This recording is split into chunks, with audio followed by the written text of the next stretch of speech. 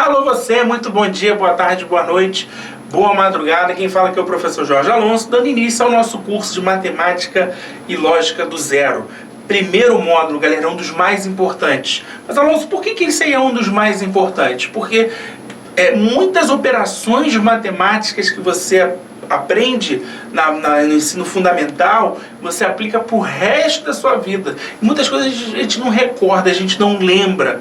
Então eu vou relembrar muitas coisas com você do beabá. Lembra quando a tia Teteia falava assim, ó, queridos, arme e efetue? É exatamente isso que a gente vai fazer nesse módulo. Relembrar algumas operações matemáticas básicas e armar e efetuar continhas. Porque por incrível que pareça, você está rindo, é porque você está se identificando. O que a gente vai fazer aqui agora é imprescindível para os próximos módulos, para toda a nossa vida. Amém? Então vamos dar início aqui à nossa parte teórica primeiro e depois a gente cai dentro das questões. Esse módulo, galera, ele é totalmente prático, não tem pouquíssima teoria, porque a prática te leva à perfeição. Matemática não se aprende vendo, se aprende fazendo. Então, uma dica que eu te dou, os exercícios propostos você recebe antes, está na sua área do aluno, tenta fazer e aí depois assiste a correção. Não pega a correção já para rascunhar, para poder anotar o gabarito, porque isso não é a forma correta de se aprender matemática. E depois, as questões que você não conseguiu fazer, refaça, de modo que você consiga ter um bom resultado, um bom desempenho, tá? Então vamos lá. Conjuntos numéricos. Galera, quais são os conjuntos numéricos que nós temos hoje? Basicamente são 5, tá? Nós temos os conjuntos dos números naturais, tá legal? Que são representados pela letrinha N, tá? Temos os conjuntos dos números inteiros, que são representados pela letrinha Z. Temos conjunto dos números racionais, tá? Que são representados pela letrinha Q. Conjunto dos números irracionais, que são representados por esse símbolozinho aqui do π. E os números reais, que são representados pela letra R. Tranquilo? Então vamos por parte, vamos conceituar. Dependendo do concurso, tem uma banca, por exemplo, que é a CEPUERJ. CEPUERJ é uma banca que na matemática costuma cobrar teorias matemáticas também, além da prática. Então vamos conceituar. O que são números naturais? São todos os números inteiros positivos, incluindo o zero. Então é o zero mais os positivos. 0, 1, 2, 3 até o infinito. Os negativos não são inclusos nos números naturais. Beleza? Então naturais é o zero e os positivos. 1, 2, 3, infinito. Os inteiros, aí eu já incluo os números negativos. Quais são os números inteiros então, Alonso? São os negativos, o zero e os positivos. Quais são os números racionais, Alonso, com esse quezinho aqui? Calma. Vamos falar um pouco mais dos naturais inteiros? Então vamos lá. Todo número natural é inteiro? Ih, botou um pontinho de interrogação aí, né? Todo número natural é um número inteiro, pessoal? Então eu vou te falar o seguinte. Um exemplo de um número natural. 2. 2 é um número natural porque ele é positivo. Aí, ó, 2 é positivo, ele também é inteiro, porque os inteiros incluem os positivos. Então, se na sua prova cair assim, todo número natural é um número inteiro, verdadeiro. Agora, se cair assim, ó, todo número inteiro é um número natural, ih, complicou. Pera aí, o menos 2 é inteiro? É, porque é negativo. Ele é natural? Não, porque o natural não inclui os negativos. Deu para entender? Foi? Amém. Então, todo número natural é inteiro, mas nem todos os inteiros são naturais. Beleza? Repara aqui na interpretação da palavra racionais. Racional vem de razão. Razão é a mesma coisa que fração. Então, todo número racional, ele inicia sobre a forma de fração. Só que os racionais são as frações que, ao finalizarmos, ao iniciarmos uma divisão, uma continha, o que for, correspondam a um número decimal exato ou um número periódico. E entende não, tio, calma. Amolece o seu coração aí e engole o choro, tá? Não é hora de chorar, não. Tá? A hora de chorar é mais lá pra frente. Quando a gente pegar a regra de 3, porcentagem, geometria, aí o bicho pega. Aí você tem motivo para chorar. Aqui não chora, não. Vamos pegar aqui, por exemplo, 2 quartos. É uma fração, lembra? Ó, numerador, denominador. Lembra desses conceitos básicos? A gente também vai falar sobre isso, tá? Se eu simplificar essa fração, eu vou dividir por 2 aqui e vou dividir por 2 aqui, certo? O resultado obtido será 1/2. 1 sobre 2. Tudo bem? Esse é o resultado obtido. Então eu vou pegar 1 e vou dividir por 2. Para quê? Para executar a fração. Para finalizar essa fração, para reduzir ela ao máximo.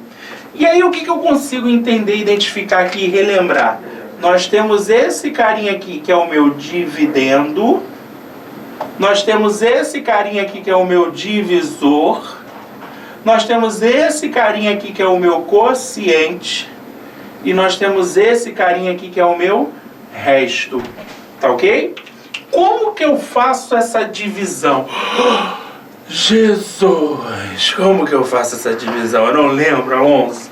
Toda vez que o meu dividendo for menor que o meu divisor, como é o caso aqui, o que eu faço? Eu boto um 0, tudo bem? Um 0 e uma vírgula. Então, quanto é 10 divididos por 2? Agora eu consigo dividir.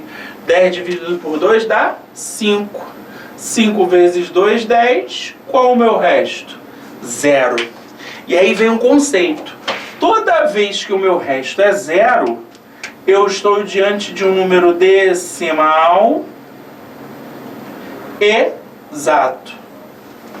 Toda vez que o meu resto é 0, estaremos diante de um número decimal exato. Ou seja, galera, esse cara aqui, 2 quartos, 1/2, 1 sobre 2 ou 0,5, esse carinha aqui, ele é classificado como um número o quê?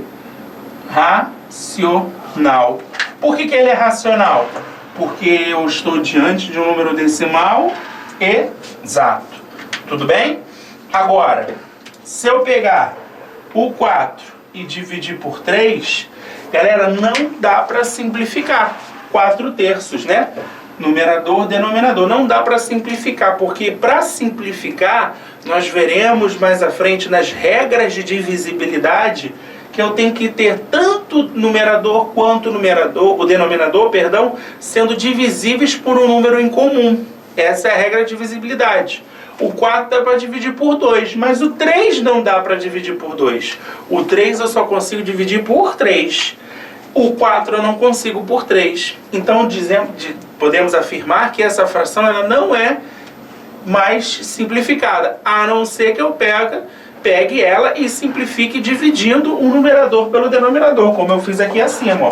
Então eu vou pegar o 4 e vou dividir por 3. Dá para dividir? Dá. O meu numerador, o meu dividendo é maior que o meu divisor. 4 dividido por 3 dá 1, certo? 3 vezes 1, 3. 4 menos 3 deu 1. Galera, quando eu tenho um resto diferente de 0, eu posso dar continuidade à minha divisão. Transformar esse número em um número decimal, como foi feito aqui. O que é um número decimal? É um número que apresenta vírgula. O que é um número inteiro? É um número sem vírgula. O decimal apresenta inteiro? Apresenta. Olha aqui, ó. Quem é o inteiro do 0,5? O 0. Qual é a parte decimal? A partir do 0,5 em diante. Deu para entender? Aqui eu tenho um número inteiro, que é o 1, mas eu tenho o resto 1. O que eu consigo fazer para então dar continuidade a essa divisão? Boto uma vírgula e um 0. Agora eu consigo dividir. 10 por 3 dá 3. Resto 9. Aqui vai dar de novo o resto 1.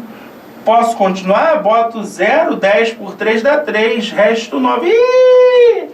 Alonso, eu tô lembrando! Ah, que legal! A tia Teté me ensinou isso aí.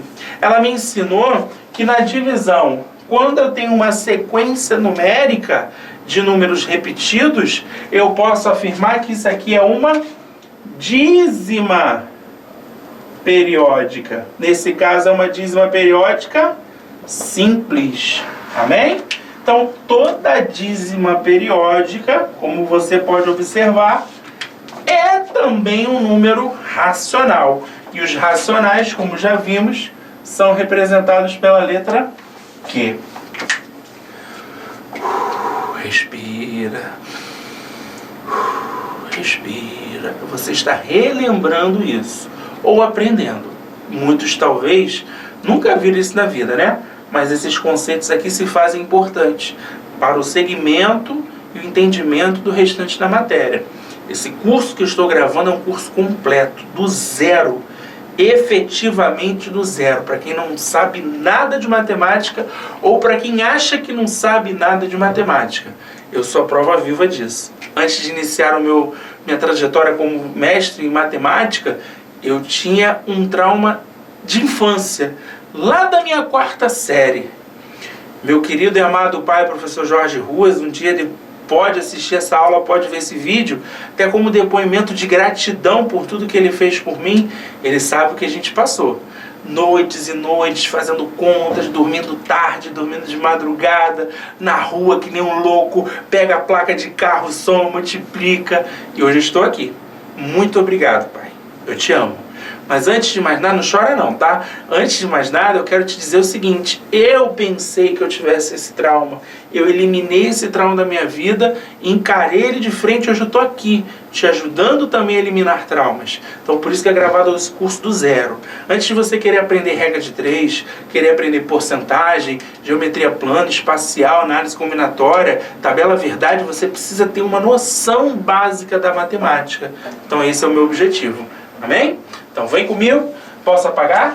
Vou fazer o seguinte, dá o pause aí, que eu sou gordinho, eu saio da frente, você dá o pause aí e a gente continua. Combinado? Vem comigo. Então vem comigo. Dando continuidade aqui, os números racionais, ficou alguma dúvida? Não.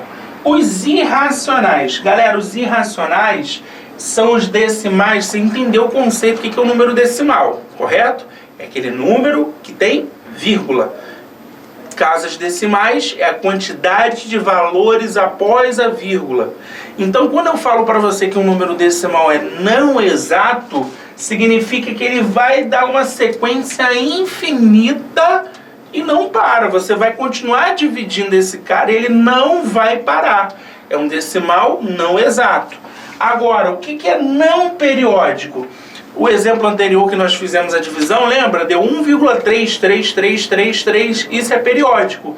Agora, quando dá 1,14165, o π, por exemplo, lembra do π? Para calcular a área da circunferência, πr ao quadrado, a gente vai ver isso lá em geometria plana, em geometria espacial. Então, π, 3,1416, ele é um número não decimal, não exato. Então, esses caras fazem parte dos conjuntos dos números irracionais. E o conjunto dos números reais, Alonso, são todos, impreterivelmente todos. Então, dá uma olhadinha aqui no que eu vou fazer com você agora, ó. Tá vendo aqui? Esse círculo representa os números reais. Aí eu pego aqui, ó, divido aqui no meio. Esse carinha aqui representa os números irracionais. Ó, naturais, inteiros e os racionais. Pronto. Representei graficamente para você, através de um diagrama, os conjuntos numéricos. Lá dentro, lá fora, perdão, são os reais, ou seja, englobam todos. Os irracionais, os naturais, os inteiros e os racionais são reais. Todo natural é inteiro. Todo inteiro é racional. Então, de dentro para fora pode, de fora para dentro não pode. E os irracionais são separados. Tudo bem? Beleza? Então, copia isso aqui, faz esse desenhozinho aí no seu material e vamos seguir, tá? Dá o pause aí e vamos seguir. Com relação às prioridades matemáticas, galera, toda continha que se preze, você vai encontrar esses símbolos, tá? Você sempre pode encontrar esses símbolos, que são eles: parênteses, colchetes e chaves. A ordem é essa aqui. Primeiro você resolve o que está dentro do parênteses, depois você resolve o que está nos colchetes, por último você resolve as chaves. Essa é a ordem que você deve seguir: parênteses, colchetes e chaves. Beleza? Tranquilo? Favorável? E aí entra os sinais. Quais são os sinais que você vai utilizar dentro das operações? Multiplicação, divisão, soma e subtração. Mas existe uma prioridade, existe uma ordem a ser seguida. Você tem aqui, ó, multiplicação e divisão, quem vier primeiro. Depois, soma e subtração, também quem vier primeiro. Essa é a ordem, beleza? Então não esquece, toda operação matemática, você resolve primeiro multiplicação e divisão, quem vier primeiro, depois soma ou subtração também nessa ordem de quem vier primeiro, tá? E aí, pessoal, os sinais. Muita gente tem dificuldade com isso aqui, meu Deus! Sinais das operações matemáticas. Quando dá mais, quando dá menos, e de repente a tia Teté fez uma enrolação na tua mente, eu vou tirar esse trauma agora, tudo bem? Vem comigo. Quando trabalharmos multiplicação e divisão, quando os sinais forem iguais, o resultado dá positivo. Quando os sinais forem diferentes, o resultado dá negativo. Então vamos a exemplo? Vamos lá. Mais 2 vezes mais 2. Tanto faz se é multiplicação ou divisão. Os sinais são iguais? Sim. Então o resultado dá positivo. 2 vezes 2, 4. Beleza? Ó. Menos 2 vezes menos 2. Os sinais são iguais? São. Então o resultado dá positivo. Mais 4. Agora, se eu coloco menos 2 vezes mais 2, agora, pessoal, os sinais são diferentes. Quando os sinais são diferentes, o resultado dá negativo. 2 vezes 2, 4. Foi? Gravou? Sinais iguais, positivo. Sinais diferentes, negativo. Nunca foi tão fácil, né? Agora, se eu tenho soma e subtração, os sinais iguais eu vou somar e prevalecer o sinal. Sinais diferentes eu vou subtrair e manter o sinal do maior. Então vamos pegar aqui, ó.